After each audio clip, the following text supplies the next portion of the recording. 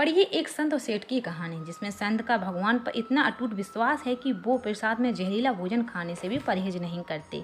इसके बाद भगवान जो करते हैं उसे देखकर सभी हैरान रह जाते हैं। एक सेठ जी बड़े कंजूस थे। एक दिन उन्होंने दुकान पर अपने बेटे को बैठा दिया और बोले कि बिना पैसे किसी को कुछ मत देना, मैं अभी आया। असमाकम एक संत आए जो अलग अलग जगह से एक ही समय की भोजन सामग्री लेते थे।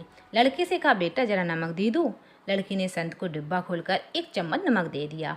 सेठ जी आए तो देखा कि डिब्बा खुला था। सेठ जी ने कहा कि क्या बेचा? बेटा बोला, एक संत जो तालाब पर रहते हैं उनको एक चम्मच नमक दिया था। सेठ का माथा ठनका। वो बोले, अरे मूर्ख, इसमें तो जहरीला पदार्थ है। अब सेठ जी भागकर संत के पास गए। तब तक संत भोजन बनाकर भगवान का भोग लगाकर खाने की थाली लेकर बैठ चुके थे। सेठ जी दूर से ही बोले, महाराज रुकिए, आप जो नमक लाए थे नमक नहीं था बल्कि जहरीला पदार्थ था। कृपा करके आप ये भोजन ना करें। संत जी बोले, भाई हम तो प्रसाद लेंगे ही, क्योंकि भोग लगा दिया है। भोग लगाकर भोजन छोड़ नहीं सकते। अगर भोग नहीं लगा होता तो भोजन बेशक छोड़ सकते थे। एक कहकर संत ने भोजन को प्रसाद समझकर खाना शुरू कर दिया। सेठ जी के होश उड़ गए। वो रात भर वहीं बैठे रहे। सेठ को यह रह रहकर चिंता सता रही थी कि अगर संत को कुछ हो गया तो बड़ी बदनामी होगी।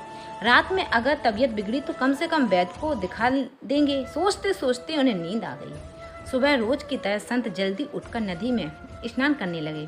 सेठ जी ने कहा, महाराज तबीयत तो ठीक है। संत बोले, भगवान की कृपा है।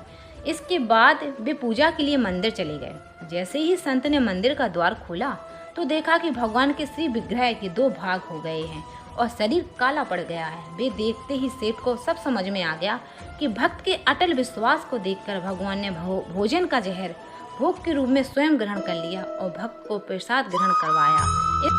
इसके बाद सेठ ने तुरंत घर जाकर बेटे को दुकान सौंप दी और स्वयं सेठ संत जी की शरण में आकर भगवान की भक्ति करने लगे। राधे राधे।